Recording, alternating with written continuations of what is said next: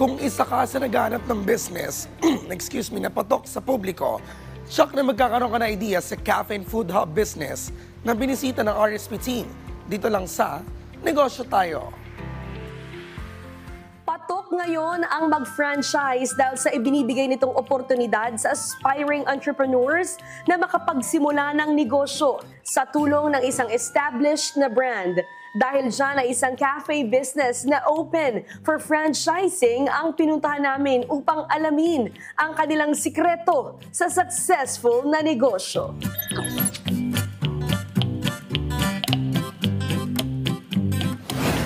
Hi, Miss Jen. How are you? Hi, Dan. Ito naman ang pag-uusapan natin. Ano ba itong tinatawag na sikwate?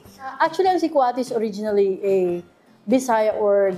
It's a traditional hot choco by cacao. We're one of the, kumbaga, producer ng cacao. So why not create something unique concept ng franchise, which is Chocolate Cafe. And it's so nice because you're really also promoting local brands. Yes, Siyempre, diba? proud Pinoy. We have a very wide variety of chocolate-based or cacao-based beverage. And you also incorporated like food. We're introducing a food cart na franchise. We have also a full store setup. What is the advantage first of having a franchise business compared to a traditional business? If you're thinking about doing a business, syempre, especially pag wala kang idea kung ano yung gagawin, kung ano yung concept ang negosyong produkto na ibibenta mo, better look for a unique concept na franchise because, kumbaga, nakaset up na para sa'yo lahat. Having this food cart package, so you can have all this,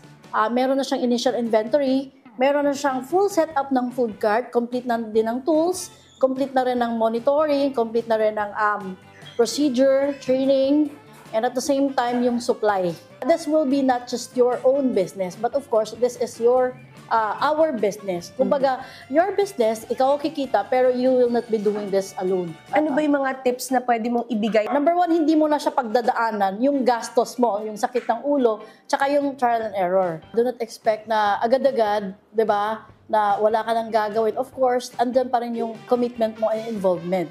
Kumbaga, tangkilikin mo yung sarili mong product. Bakit ba importanteng magnegosyo, Ms. Jen, ang ating mga kababayan dyan? At lalo na sa mundo ng franchising, ba't importanteng pumasok sila dyan? In order to provide, of course, hindi naman tayo habang buhay, empleyado, di ba? Ito yung natin fallback. So, ibig sabihin, while working, or especially nasa abroad ka, so you have an operational income generating. So right now, as you can see, ito na yung ating sikwate chocolate. Medyo nakakalimutan na natin yung traditional na paggawa ng chocolate out of cacao. We have this batirol kasi na ito yung pinaka-tool natin. To mix the chocolate. Yes. Discouragement at failures. Yan ang dalawa sa marami pang stepping stones patungo sa tagumpay. You have to overcome it to reach your goals. Yan po ang aral na ibinahagi sa atin ni Ms. Jen Galos. Sa susunod natin pagkikita, another business story at business tips na naman ang ibabahagi namin sa inyo. Kaya naman, tara, negosyo tayo!